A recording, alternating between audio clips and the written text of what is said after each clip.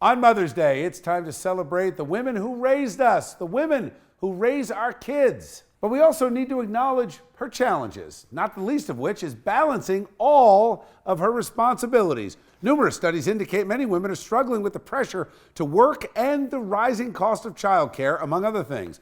Social media compounds the problem. Research shows comparing ourselves to others can lead to depression. Joining me now is clinical psychologist Dr. Elise DeMarco. Doc, welcome to Chasing News. How are you? I'm good. Thank you for having me. There are two parts to this. One, there is a woman trying to figure out what her role is. Am I a mother? Am I a professional? What am I? And two, this lack of being able to deal with what is really a harsh environment on social media. Yeah, I mean, it's really tough, right? Because women are told so many different things from so many different people, right? It's like, you need to focus more on your work. No, you need to focus more on your children. No, you need to be doing this and that and the other thing.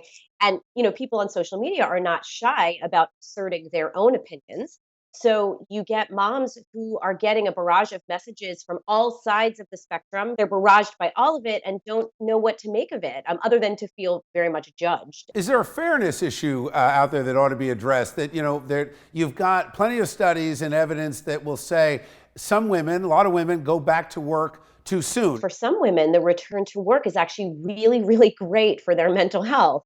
It really can be, because a lot of times early motherhood can be so challenging and punishing. And again, for some women, not for all, but for some, in fact, getting back to work is a really great way of caring for themselves, because they've now started spending some time doing something that's, solely theirs, that, engages them intellectually, that has nothing to do with the baby. I don't think there's a consensus among young moms, regardless of what studies say, that there's an optimal time to go back to work. And I do stress this among the moms I treat, that they've got to figure out what time is best for them. Doc, thank you very much. I really appreciate your insight. Thanks for joining me tonight. Absolutely. Thanks for having me. Let's bring in tonight's A+ panel. We're joined by Afia Yunus, immigration attorney. Great to see you, Afia. You too, Bill. And Bob Bianchi, former prosecutor, now defense attorney. Good to see you, Bob. Bill. Afia, I'm going to start with you. First of all, happy Mother's Day. Thank you.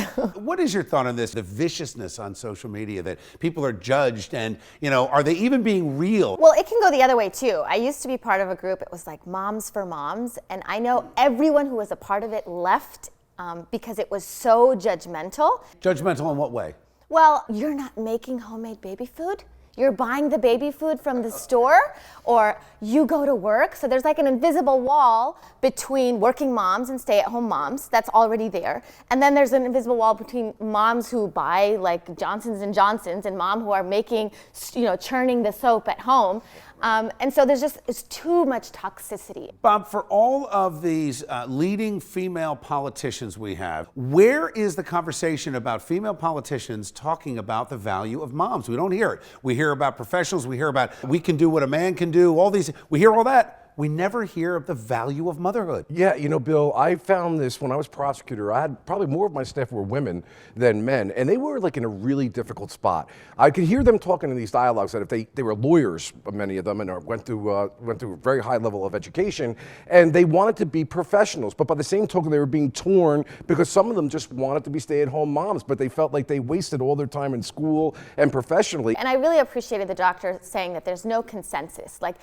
There's not one pill, there's not one thing, one shoe that fits all. I think every mom is different. And some moms, they either have to or want to go back to work after, 2 weeks or 4 weeks. I myself was in law school. I had Seems my son. objectively it's not enough time. Well, right? No, I had my son on Right. Friday. I had my 1L exam on Monday. What are you going to do? And my law school professors were not going to have some excuse. They said, you have to come. So, for some moms it works. All right. Happy Mother's Day.